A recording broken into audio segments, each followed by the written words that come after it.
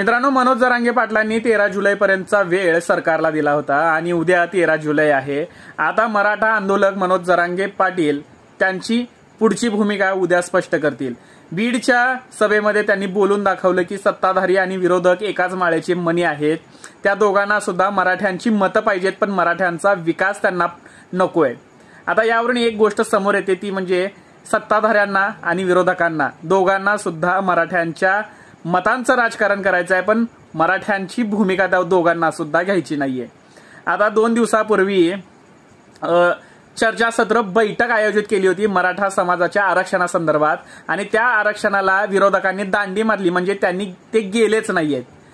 आता ते जाऊन चर्चा केली असते तर काहीतरी आउटपुट तर मिळालं असतं, पण नाही। आणि त्याच्या विरुद्ध सत्ताधारी त्याच्यावरचे विरोधक आले नाहीत म्हणून आम्ही कोणती भूमिका घेतली नाही, अशी भूमिका त्यांनी घेतलेली आहे की आम्हाला भूमिका घेता आली नाही।